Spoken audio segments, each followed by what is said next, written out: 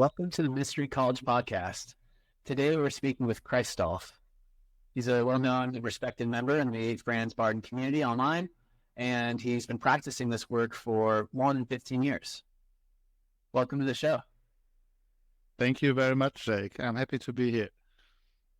Yeah, so do you mind sharing with us a little bit about your background and how you first became interested in Franz Bardon, Hermeticism, Czech Hermetics? Yeah, of course. So again, thank you to share my experiences. With the first time I've come to the work directly is about 20 years ago, even more than 20 years. But I always like to say that I started with the idea of self-transformation when I first watched Star Wars and wanted to become like Luke Skywalker. Or maybe even better, one of my fetishes in a way is that I preferred the older guy, not being Luke Skywalker, but Obi-Wan Kenobi, because this one impressed me quite a lot when I was a 10-year-old. So this was the first time when I realized that I could be the master of my own fate. Yeah, and after that, I had no clear path. So I simply started to develop myself as good as I could, delved into youth Satanism in the 90s. This was funny for about half a year and was repelled by this obvious self-centeredness. And with around 21, finally I stumbled upon the first true magic books with Diane Fortune and then Franz Bardon. And since then, I have been working on that path on that book, and on the perspective that author gave me. And what I pretty much liked about Franz Bardon was what differed from all the other occult books out there was not the nature of his exercises. We can come to that later because the exercises itself aren't that special when you consider German occultism or European occultism. From an American point of view, I understand that this stands out as a unique work, but the exercise itself are quite common in a lot of Europe 1950s traditions. But what makes Franz Bardon's work unique, in my opinion, is, and what's his true genius, is that he's the only one who put all the random exercises existing out there in a consistent and very logical system of development. Each exercise is founded on the exercise above. You don't start randomly meditating something, or working with the prana or the life energy or doing some rituals that someone designed for whatever reason. But he develops the human being from where everybody of us starts and progresses step by step and in a logical progression forward. And this is what makes Franz Bardon's work so unique and exceptional. And this is why I'm still working on it, expanding it, thinking upon it, and I'm still active in that community. Yeah. And you've been doing this for over 15 years. So I'm wondering what over this timeline, doing the practice, involving yourself with the theory or with the community, I'm wondering how that's shaped your path spiritually or in relation to Hermeticism or Franz Bardon's work over the years. Let me correct you, Jake. I'm doing this since 20 years. It's 20 years. Oh, thank you for correcting me. I apologize. Over 20 years. But this is an important point, yeah, because these are two very important dates. Yeah, the 20 years. I started with Franz Bardon, and I'm quite active in a lot of Facebook groups and forums, and read what problems these people have. And I used to have them all by myself. Yeah, I started with Franz Bardon, and I thought, yeah, no problem. The first exercise, thought control, this is easy. I can do that. Let's start with the second exercise. This is much more interesting. And then I progressed through the first 5 steps in, let's say, 6 months. And then I thought I could start with the 6th step, with the Akasha. And what was quite interesting is the Akasha didn't let me in. I got no connection. And so I stopped working with Franz Bardon. I worked with the Golden Dawn system. I worked through the basics of the IoT, the chaos magic. In fact, I worked with Wicca initiation rituals, with the initiation system of Aleister Crowley, and I remember that I was standing in my temple room invoking the elements by the greater invoking ritual of the pentagram, and I was standing there reciting all these weird words, and then thought, why am I doing this? It was so easy, much more easy when I was working with Franz Bardon. And then I realized that I never did it right. I was trying to push through it. I was convinced when I first started it that I already know everything.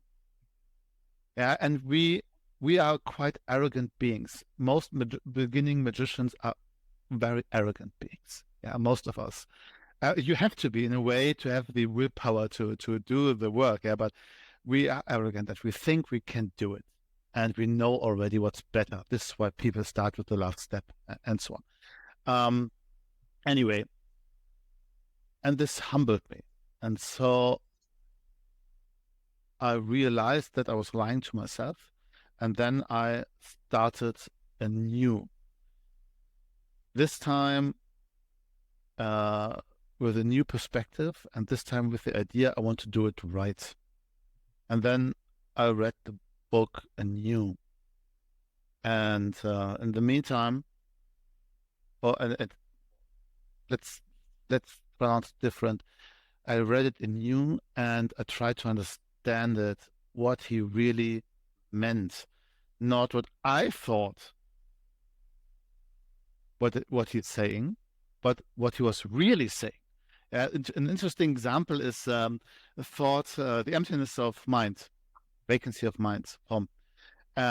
People tend to think this is the same as samadhi. Yeah, they know yoga, and they think it's samadhi, but it's not samadhi. This is not what Bardon said. Bardon made a system, and he built it up step by step, and he said, first, control your thoughts, then take one of the thoughts you were thinking of and try to concentrate on that thought, and then take this last thought away. This means the other thoughts are still there. They like clouds in the wind. Yeah, their clouds are progressing through the sky, and you are emptying one point in the sky, and you're concentrating on it. So it was about really reading what he was saying and what he was meaning, and that was what changed my perspective, because I stopped doing systems and exercises and rituals other people designed out of nowhere, like McMartha's, who made this in more or less in a week, Bill made a complete construction of dawn rituals because his pupils progressed faster than he expected. But try to really develop my own abilities. Hmm. Hmm. Did that answer your question, or was I digressing? Yeah, that definitely went like deep into the question, and it made me think too, like that, like you're progressing, but then once you got to the Akasha, that's where that book or the program or the universe was just like, hey, like pull back a bit, like let's revamp the basics, and then you can push through and make it past this barrier. But it wasn't until you had the experience of going through some other systems and ritual magic and practices that were like, oh, I mean, this isn't what I actually want. I want something that teaches me the principles and mechanics, so that I don't have to do an elaborate ritual to get this result or get in this state of rapture or do the practice. So yeah, so I was wondering about like also like let's say if we were looking at your timeline from like 5 years, 10 years, 15, 20 years, like if there was any kind of keystones or milestones that really stood out to you in relation to the work or how you engage with it or just your perspective on it. How has that evolved with time or with engagement with from the greater community of Hermeticism? How did it change when you went to Prague and you went to the gravestone of Franz Bardon and all these other fun things? I'm curious. These are a lot of questions and one who needs quite different answers. Yeah. Let's start. What are milestones? I think it is possible to do the work of Franz Bardon in around 5 to 6 years to finish the first book. Because the first book is about transforming yourself. It's not about mastering some exercise. Some exercises were so easy because they were the logical next step from the exercise before. So it wasn't about being capable of doing it, but making it your own, making it part of your own being, like learning to walk. When a child is learning to walk, at the first years, it has to struggle. But when you, Jake, is standing up after this interview, you don't think about standing up. You just do it. And this is what magic is about. Magic is not something that you actively do in a spell. There are, of course, certain opportunities where you can use that, like when you're doing martial arts or when you're jogging, and you concentrate on your walking or on your kicking, but most of the time you are simply capable of walking, and this is what magic is also. Either you are a magician or you're not.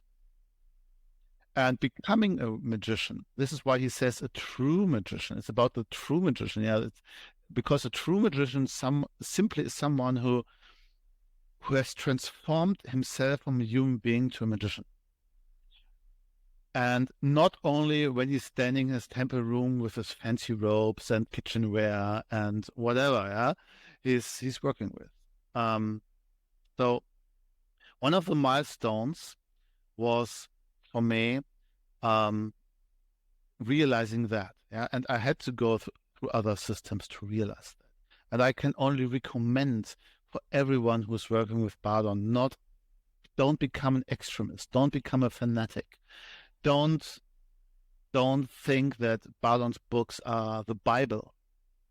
Use your brain. This is why you have it, and check out other systems too. Read through them. Try to understand what Bardon is saying. It's not like the Bible where you follow it letter by letter. It's about the meaning, and a magician is someone who's capable of following his own will and be free, but become freedom. So one of the milestones was this understanding. The second milestone was finishing with step 3. Step 3 is very important. after that, someone who has truly and genuinely finished step 3 is capable of doing nearly everything I've learned from other systems. So I've read from a nice review from a ex-Golden Dawn magician, and he stated something similar. And this was, I think that he was quite to the point. My travels to Prague and to Czech Republic are, I'm a German, just for all the listeners. I'm German. Maybe you can hear it from my accent. And Germany isn't so far from Czech Republic. In fact, we are neighbors. And Franz Bardon himself considered himself a German. He was Czech by nationality, but he considered himself German. And all his sources are German and Czech. Today, I read in Facebook that again someone asked who was the teacher of Franz Bardon, and some being or Tibet or anything. Let's make it clear: he never went to Tibet. His only connection to Tibet was a French writer, very famous, Alexandre David Niel. His sources were mostly German. Mostly the magical letters from the Botanica Saturni, the magical lodge from Germany. There's a letter where he states that all his system is based on that, and he's working with his pupils, with his students. Rune magic and the elemental stuff is coming from Czech authors. From his friend, from his colleague Larsenik, and some others. Also, no, his teacher wasn't Quincher. So this is also, I read this again today, that it was stated that Bardon's teacher was Quincher, and Quincher's own son has declined that and told the public in a letter that Franz Bardon never was a pupil of his father, rather quite the opposite.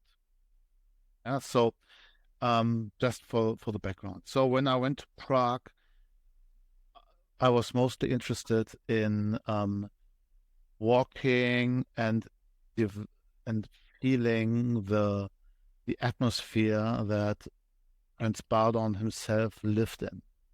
Because in Czech Republic, the house or his wife, his family lived in, is still existing. His own house is existing, unchanged, thanks to communism. As weird as it sounds. And Prague itself is one of the most magical cities you can ever visit.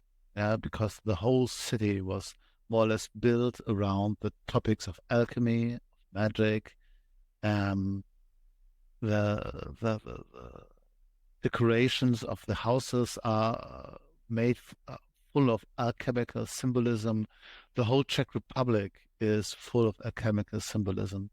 And it's not hard to imagine that in that surroundings, someone like Bardon was experiencing an atmosphere that gave good opportunity to delve into the Hermetic arts.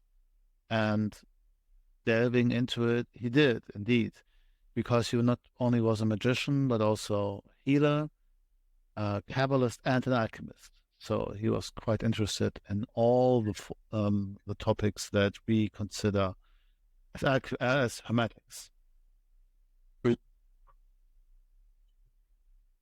Yeah, I think one thing that stood out to me about what you said about your journeys in Prague was how intertwined alchemical symbolism is with even like with the streets or with buildings, or like they even have like alchemy labs. And I also experienced some of those when I was visiting Prague as well, and it's phenomenal. It's so beautiful and so much energy in the streets and the buildings. It's just exquisite.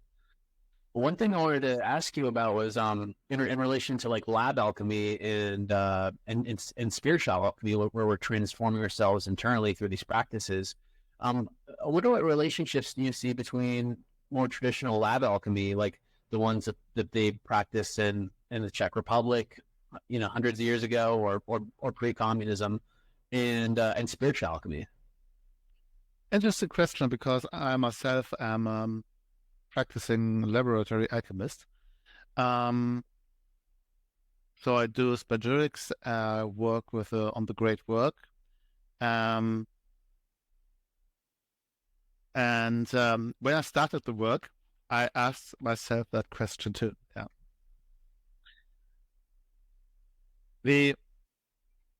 The human soul is extremely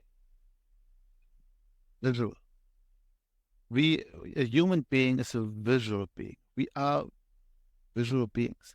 Everything what we think and do is mostly considered of pictures in our head. We add to this smell and hearing and whatever, but our first impression mostly is visual. And the alchemists expressed that with that visual impressions with their art. You can't do alchemy without recognizing their prints, their arts, their pictures, and the way they describe things. Yeah, you have for sure heard of the green lion, the red lion, the white dove, and so on. So they talk mostly in colors and symbols. And laboratory alchemy, in my opinion, and in the opinion of probably most of the researchers in alchemy too, who take it as a serious science. I mean, let's blend out all those guys who said, yeah, the alchemists were delusional idiots looking for gold. So we take that serious, yes. And for those, alchemy is more or less material magic. We transform the matter outside of us. Why? Because most of us also are beings who need bodily activity. Yeah. In the last years, of course, a lot of people started meditating and only doing internal stuff. But even those who do meditation on a regular basis are a clear minority. Most people are obsessed with their bodies. People do sports, do tai chi, do yoga, to feel themselves. And to perceive spiritual development is really hard, lacking self-knowledge. The noscete ipsum, the know thyself. And without that, it's really hard to develop yourself magically, spiritually. And alchemy gives us this opportunity. We do something in the laboratory which is bodily, and we can even perceive it. When you're the first time do a digestion, I think that's the English word, digestion, or very simple, put alcohol on a leaf, and you see how the fluids transform and get some colors. Yeah, you see that something is happening, and this helps you to perceive the same process in yourself. And when you put the plant into ash, or when you draw out the stinking fluids out of sulfur. Yeah, then and you are aware that this is something that's not just a chemical act, yeah, something where you don't have to be aware and you can chat with your beautiful colleague, yeah, while something is happening in the retort. Now, when you're doing it with full consciousness, you do realize this is something that can happen in yourself too. Yeah, so it's alchemy acts as a mirror. This is a soul mirror. The soul mirrors from Bardon. Alchemy is a kind of soul mirror, laboratory alchemy, and not only one way but two ways. And this is why alchemical, when you are a developed being, the matter mirrors your progress. For example, I wanted to do a circulatum minus. Circulatum minus. This is a quite well-known vegetable product of the alchemical work, and I wasn't capable of doing it for several years. I was always trying it; it never worked. Yeah, it was quite depressing. And after a while, I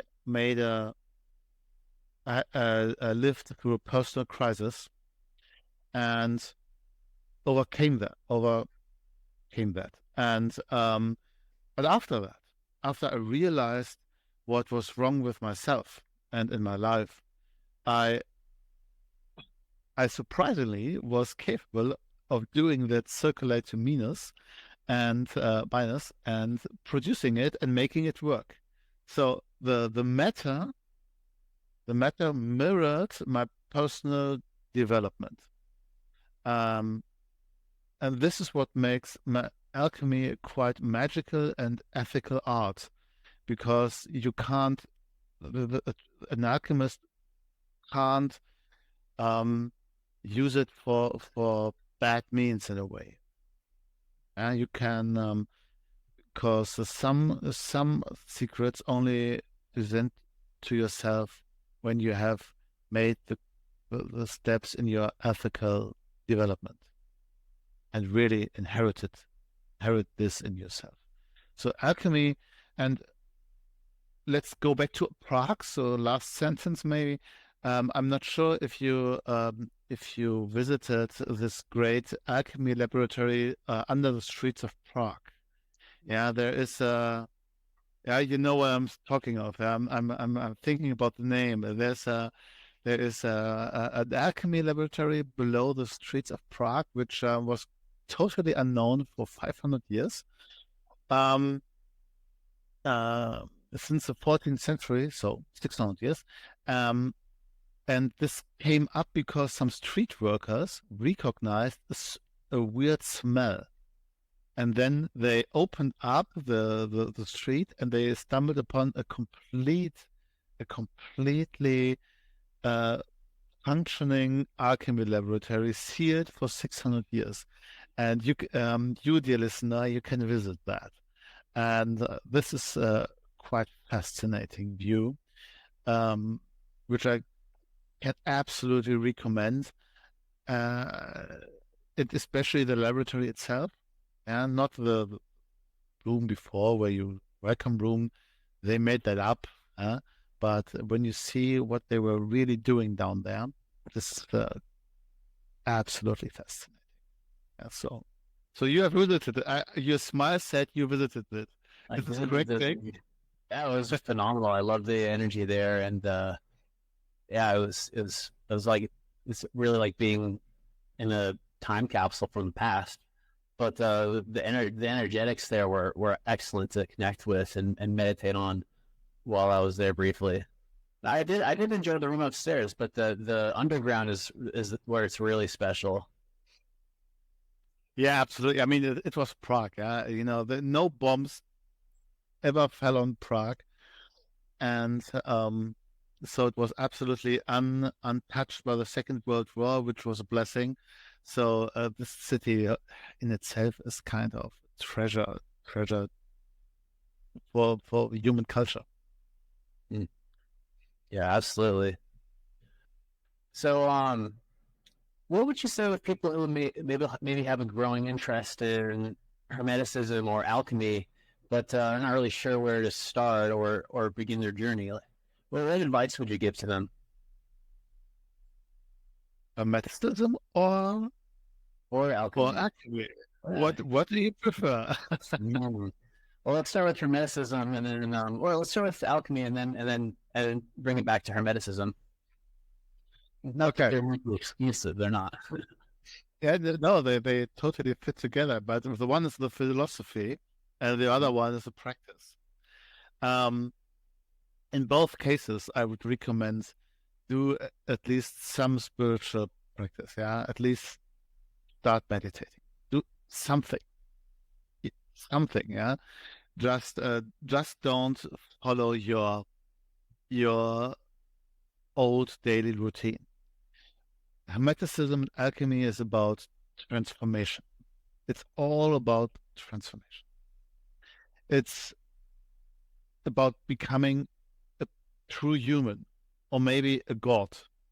The snake in the paradise told Adam, eat from that fruit and you become like God. And we shall not forget that in the Bible it says you don't have to be Christian, but it's a nice allegory. Yeah? It was said that the human being is made in the image of God. And all myth out there, all creation and myth from the world we know, is that the human beings are made like the gods. And the promise of magic is more or less that you remember that heritage. You transform yourself into your true being. Yeah, because we are sleeping. And we are sleeping beings. We are what's the English word? We are suppressed in a way by our own needs. Yeah, we need for, let's say it very crude. For fucking, eating, shitting. Yeah, and what is a successful person out there? Someone who has a more beautiful partner to fuck, a bigger house to shit in, and a better food to eat. This is the definition of success.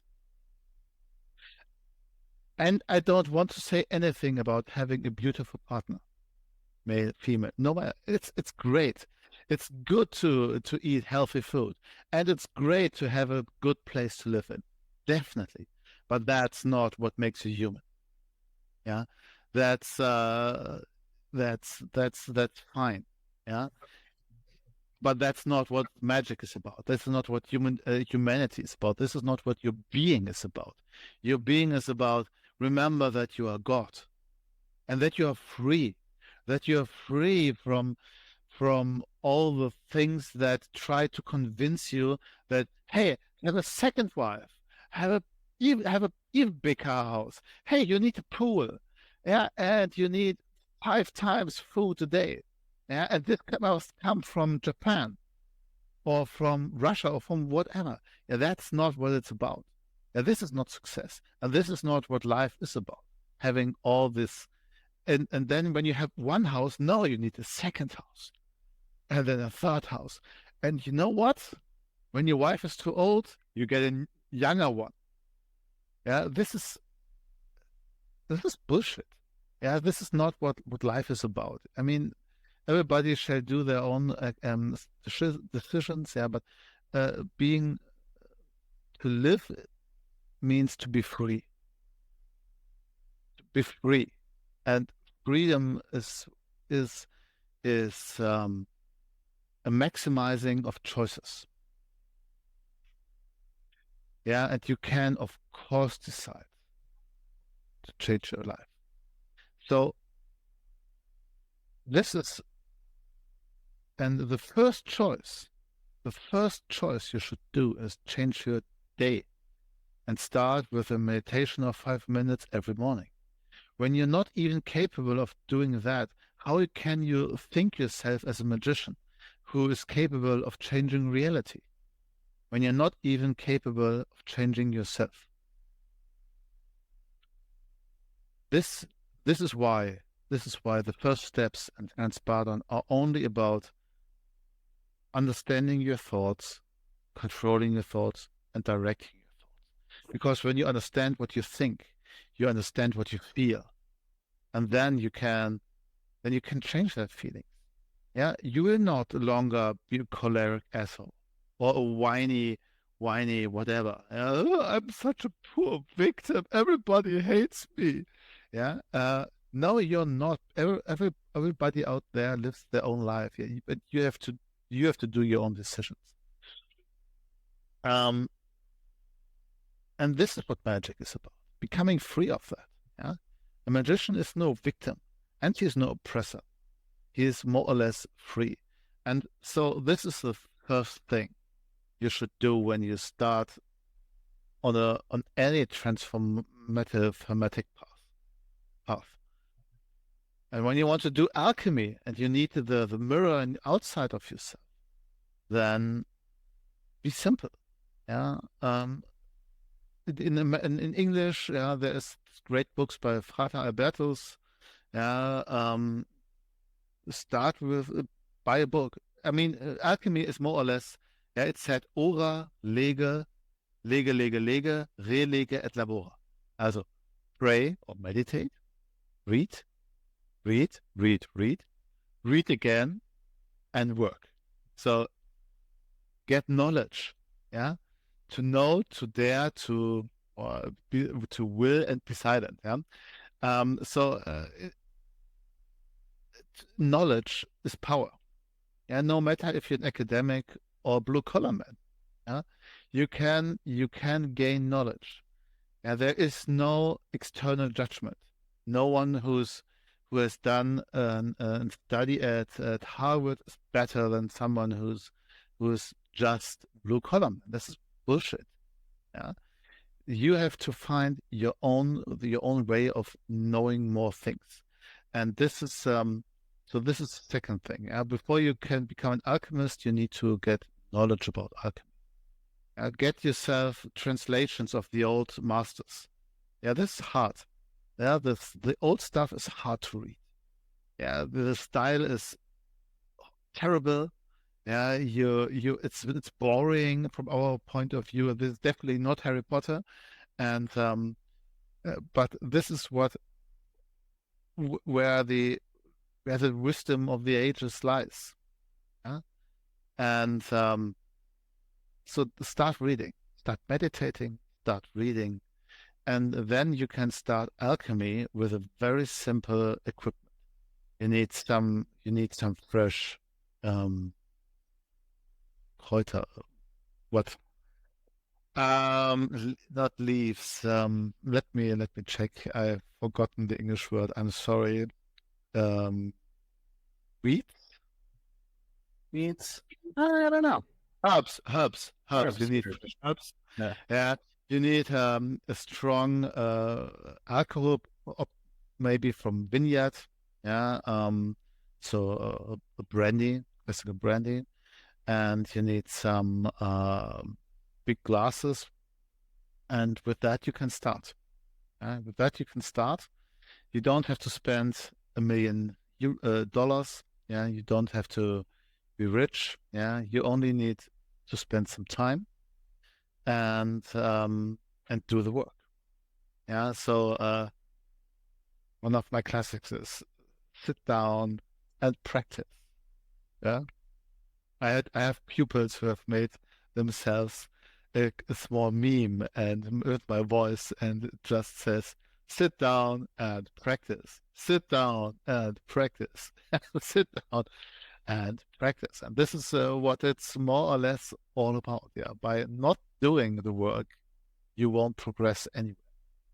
So this is why I think, the alchemy is about meditating, reading, working. So get yourself books about alchemy, about herbs. What does herbs do? More books about alchemy. Ignore the Kybalion. and work with old stuff. Yeah. Robert Bartlett is also a very good author. I can recommend Franz Bardon, Robert Bartlett. Manfred Junius, I think there's an English translation of that. And he's the best. Manfred Junius is the best. If you want to start with plant alchemy, start with Manfred Junius. He's better than Robert Bartlett. And Robert Bartlett is a good guy. I mean, he really knows what he's doing. But the book simply, I'm sorry, but the book from Junius is better and easier.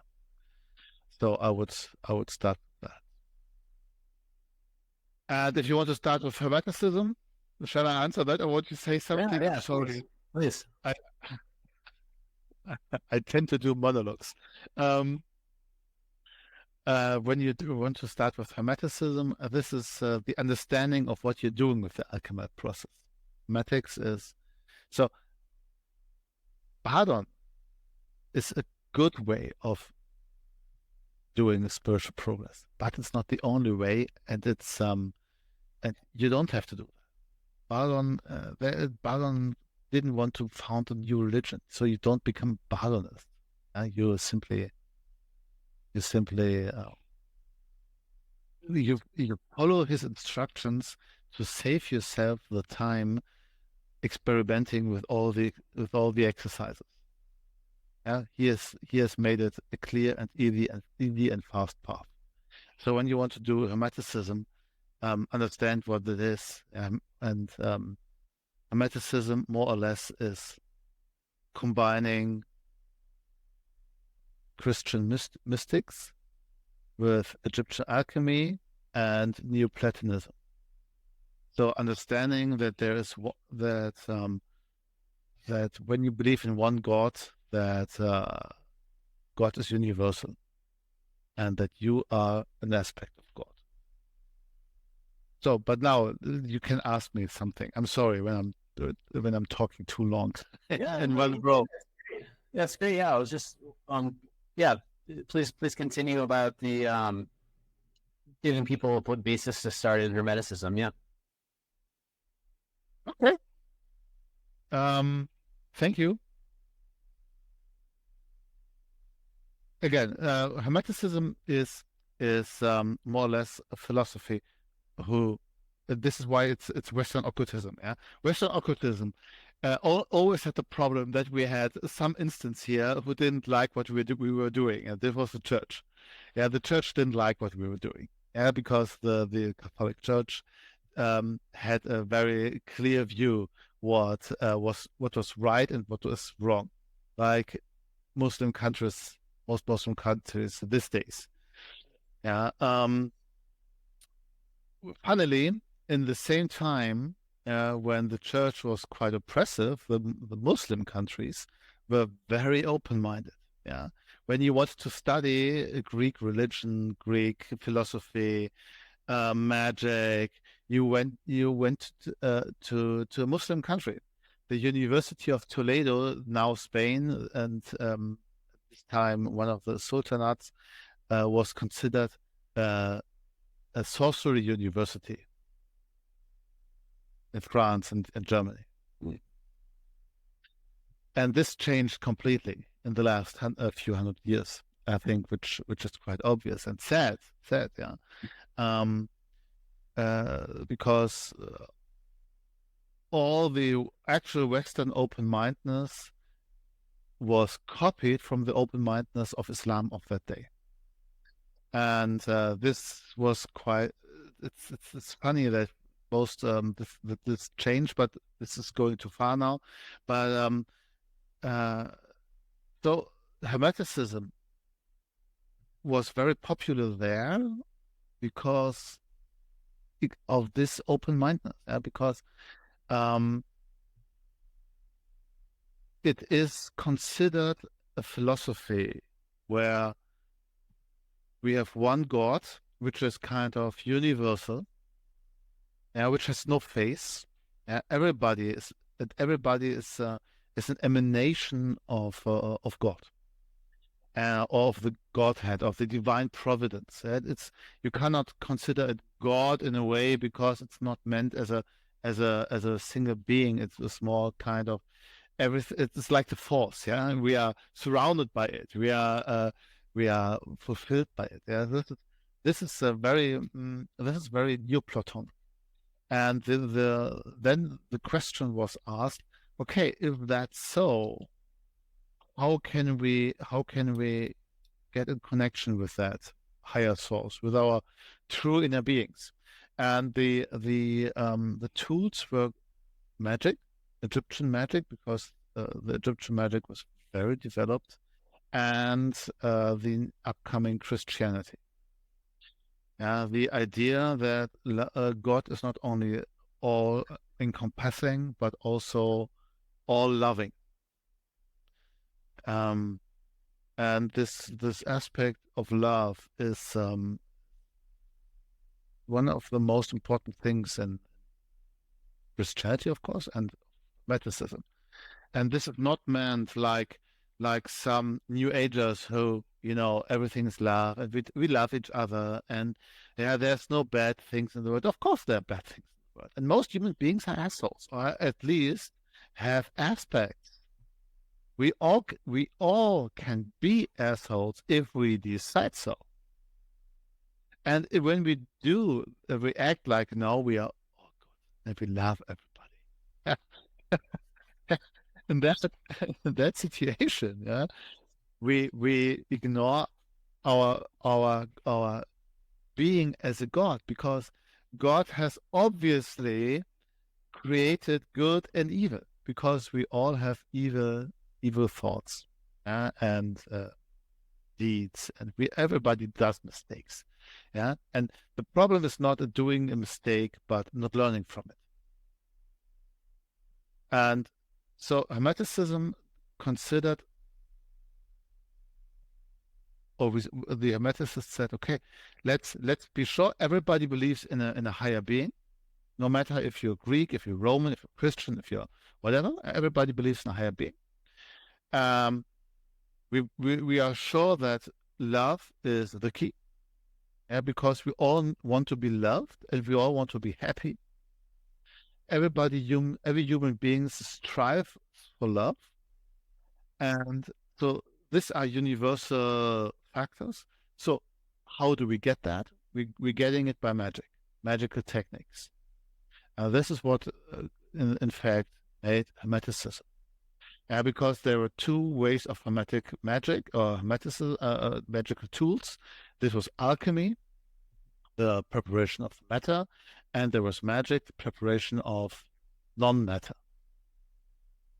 And this is what we're doing. So as Hermeticists, so when you want to enter Hermeticism, you again should do some meditation practice, to be aware what you think and what your needs are, and then do some work. Then look for some magical system. And this is where most people have problems with. When they hear magic, especially in the West and especially in the Anglophone world, they stumble upon Golden Dawn, or Wicca, which is in fact Golden Dawn magic, with some other names pressed upon. And this you have to be aware that the Golden Dawn wasn't as important in his time as it is today, because it is simply, without Aleister Crowley and the Beatles, no one would remember the Golden Dawn. Good. Before 1969, the Golden Dawn was nearly forgotten, and then Aleister Crowley was put on the Beatles album, and everybody tried to remember, who is this? And after that, it became the Western magical tradition, and which in fact is not. So this is what makes Franz Bardon so interesting, because he gives a perspective on different exercises, on different worldview.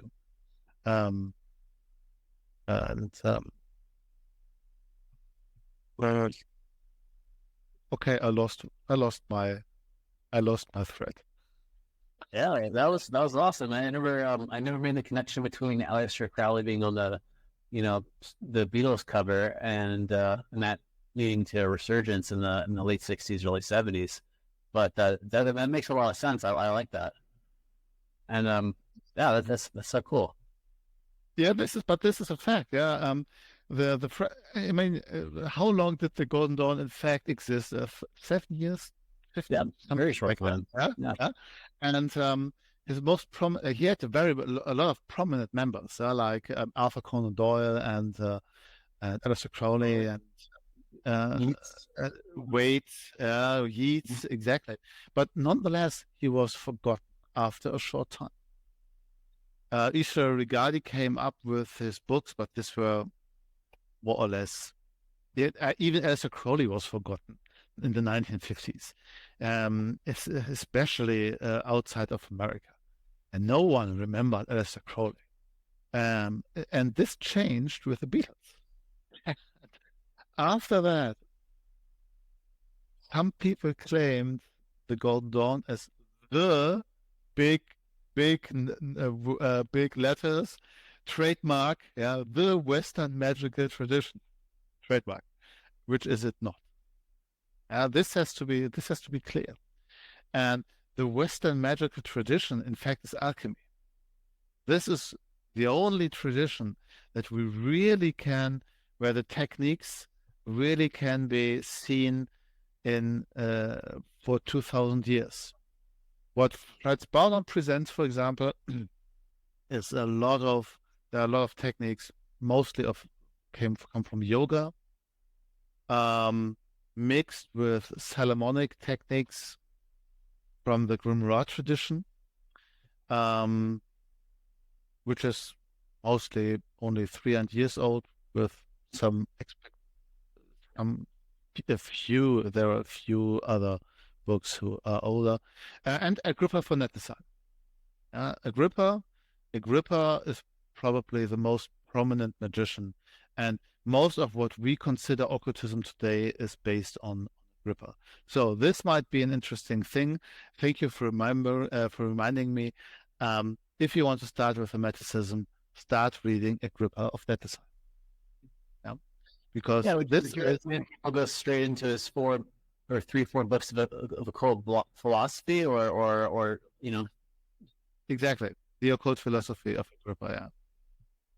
Yeah, he has defined Western magic. Hear it.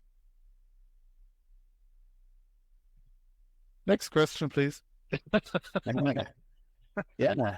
So I'd like to ask if you have any kind of last editions or things you'd like to add for folks who are listening, and insofar as, like, are there any kind of emerging trends or practices that you find exciting or promising or discouraging in like in the Franz Bardon community or just the spiritual community at large? Oh, and now I'm going to offend a lot of people probably, but That's why I give you like a bigger scope, so you could just big community or narrow down, your choice. Honestly, just when you do magic, it shall be fun. Yeah, do something that gives you joy. Yeah, magic should be joy. Transformation should be joy. And for now, after I ranted about the Golden Dawn, I love doing Golden Dawn rituals. Yeah, they are so much fun. It's great to stand in the temple and call out some weird names. Yeah, it's really funny, but simply don't think it's the Western magic tradition. This is the only point I want to make. Um, but if it's fun, by all means, do it. Do it. On the other hand, I always read when I'm in the online community. The desire, okay, I'm not. Do you have some ideas where I can do some visualization stuff, or how can I do how can I do astral travel right at the beginning? And I can, on the other hand, after saying that these rituals are fun, discourage you from that.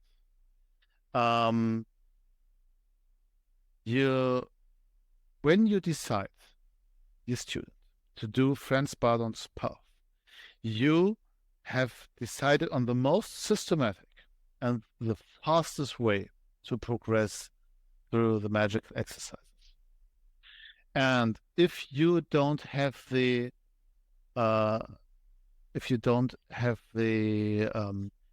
inner peace and the time, and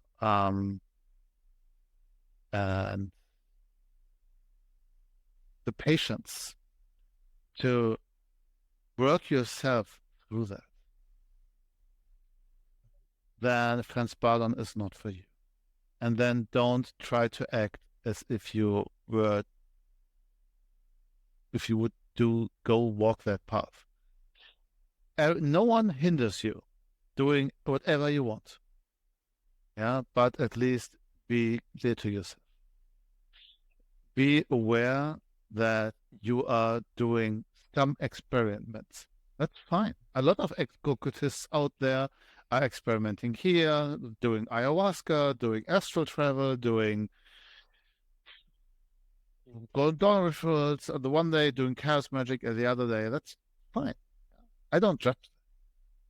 Do as you would. But if you really want to walk that path, don't look for easy solutions outside of yourself.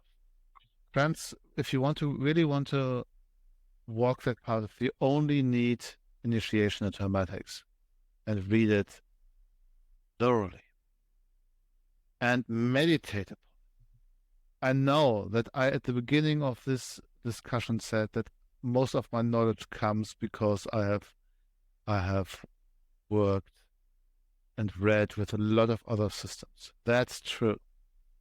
And this is why I don't judge anyone who's working with other systems. Yeah. It's not, again, that Franz Bardon is the truth. Right. But if you do that, don't try to weasel out and find some easier solution, which there isn't. Simply know what you have learned in the past, and then try to walk that path. This is no easy path, no hard path. It's quite easy because you simply, after you do one exercise, the next exercise is the logical next step. Probably you will, while you are doing the first exercise, automatically at one day progress into the next exercise. And then you wonder, oh, no, Bardon said it. Oh, great, I'm already doing it. Yeah, so don't try to weed out. Yeah, and when you're listening to this, and you ask on Facebook questions like, okay, how can I, is there some easier way to, a faster way? Yeah, then you're not following this path and you will hinder yourself. And because this is the backside of Bardon's work. Yeah, it's extremely efficient. It's extremely fast. But when you try to progress without doing the steps properly, you will fall back again. Because he really trains spirit, soul, and body. And most magical systems only train one aspect, if ever. And especially what's the Czech Republic and the Czech magic aspect, is the energy work. Most systems, most German occult systems, for example, work only with prana, with the life energy, life force. And what he really did is he included the elemental work. And the elements are more or less impregnated life force. And this really empowers you very specifically. And here is the danger. The elemental work is the danger, because the elements not energize your overall body, but energize very specific aspects of you or the student's body, on the student's mind, student's soul. And so when you do this and try then to jump 3 steps further, because you can't wait to make elementaries, then something's missing and something's going into a wrong direction, what you can see in your soul mirrors. The soul mirrors are so important, because when you, for example, have a inclination for the fire element, and then you breathe in the fire element without having balanced it before, you will not only strengthen your positive fiery attributes, but also your negative fiery attributes. Means you strengthen your imbalance. And this is one of the greatest dangers, why it makes no sense when you want to do Bardon to not do it properly. Again, the exercises itself are not the secret.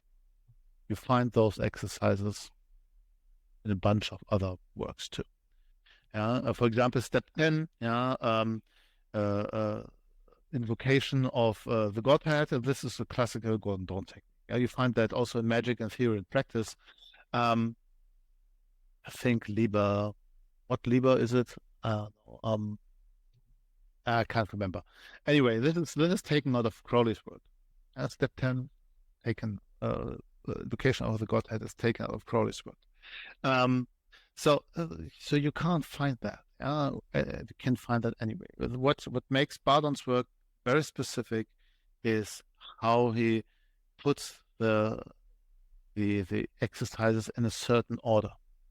So when you want to walk this path, you should do this order, because this is what Bardon's work is about, not the exercises. And taking out randomly some exercises is quite fine for a chaos magician. Have fun, go for it. But if you want to walk Bardon's path, you should trust in this systematic, because it's the most systematic way out there. This is really one thing I can only recommend. And second thing, don't try to think or to find the teacher of Franz Bardon, or try to, this is the truth. He was sent by divine providence. I know that his secretary Otavova come up with that, but that's simply not the point. The point is not making Bardon into a new Jesus or a new prophet. He didn't have that expectation. What he wanted was give the world a magical system, not truth. You can find the truth in yourself. This is why he says, read the book and meditate upon it. Don't wait that other people answer your questions. By God, read what Ron Clark has written. That is great. Read my own blog. I have answered a lot of questions. But in the end, you find the answer in yourself. You have to get an inner understanding of what Bardon was writing, and then this path will be lying out before you. So also trust in yourself. These are really, really important things. It will reduce the amount of stupid questions on Facebook tremendously. And what I want to warn Yeah. Do I want to give a warning? Yeah. mm, Don't mix too much systems. Yeah. At least at the beginning. I don't know how much time you have. Oh, how much time you have exactly. Yeah, this gives me a good clue. And if you don't have a job, or you cannot provide for yourself, or you have a mental disorder, get that first cured. Get yourself a job. Again, you want to be a magician. You want to have the ability to change reality.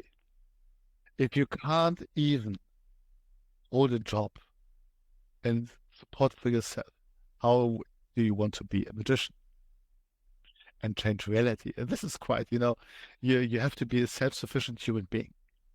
And when you have a mental disorder and you're truly ill, yeah, get yourself cured.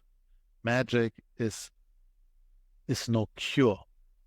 Magic is expanding your inner potential. And if it's blocked so strongly that that you're considered ill, by all means, please go to a therapist, go to a doctor, and try to get rid of that illness. And then you have the strength and the potential to expand yourself. But don't wait that magic will wondrously cure you of your mental illness. Um, uh, this is important. Yeah, don't be delusional. And this is shall not say that someone with a mental illness shall not do magic. But again, be clear about where you are, because you have another starting point than someone who doesn't have a mental illness. Yes, your predisposition is different, and you should be aware of that and be good to yourself. Before you start with something like magic. These this is important, because the magic exercises, and I know that from some ex-pupils of mine, students, can be very challenging for someone who really has something like schizophrenia or a true hard depression. So be careful. Yeah, be good to yourself and treat yourself and try to become healthy, and then all paths in this world are open for you. So this is a warning. Uh, um, yeah. May I give a last warning, if it's okay? Sure, Do we have the time? please. Conspiracy theorists. This is not magic. Yeah. Conspiracy theory is not esoteric. It's not magic. You can believe whatever you want. I'm not telling you. Okay, I'm telling you the Earth is not flat, but because the Greeks already knew that. But apart from that, conspiracy theory is not magic, and you should make a difference between your understanding how the world and society works, because that's conspiracy theory, that you have a certain idea about. Maybe you're right. This is, I don't say that conspiracy theorists are not right. Yeah, because I don't know. In fact, I don't really care. But this is a difference. This is about how society works, how the world works, how we are maybe influenced by outer forces. Magic and Hermeticism is all about your inner workings. It's about you. It's about you and your inner workings, and and how you are connected with the God, the Godhead, the divine providence. and it's the only idea you could get is that we are influenced by demons or spiritual beings who are triggering our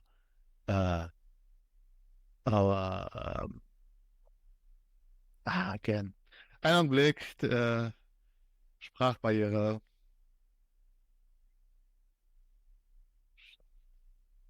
Our passions. Yeah, passions. Our passions. Oh. Who try to trigger us to smoke more, drink more, go more often to McDonald's. Yeah, what did I say? To fuck, to feed, and to get a better shit. Yeah, we say in the U.S., sex, drugs, rock and roll. That's the usual thing. I love sex, rock and roll, but but this should control you. Yeah, the sex should control you, the drugs shouldn't control you, and the rock and roll shouldn't control you. Anyway, yeah, I think that's it. That's great. That's great. Yeah, thank you so much for your time. And what's your website, or where can people get in touch with you if they want to learn a little more, or just read your blog, or whatever you have? Yeah, or if they happen to be in Germany where you live, like how could they study with you if you're still offering that? Well, my blog or my website is hermeticscience.de for Germany. Yeah, where I sometimes still write texts. You can get in contact with me via Facebook. This is the most convenient way for people I don't know personally. And if you want to study with me, I do offer becoming a teacher, and I do have international pupils. But I only teach in person. I don't have the time and the patience to write with some unknown people or persons. I don't have the time for that. I'm quite busy. I am CEO of my own company and have a family and obligations, magical obligations, and this is so I don't have the time to write. So if someone wants to become my students, I'm quite sorry, but then you have to put your body into some transportation method and come visit me. And if you really want to do that, then I tell you where I live in Germany exactly, but I can tell you it's in the northern parts of Germany. Yeah, and people do that.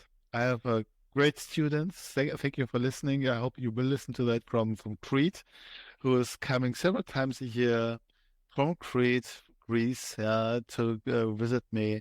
And he's always great. I'm always taking as much time as possible when he really takes this time. I have great students all over Germany. I have magical friends all over the world, and thank you for all your friendship, but especially for all those who want to become my students and really take your time and understanding. Come to Germany, and have a walk with me and listen to my rumblings. Awesome. So this is what I'm doing.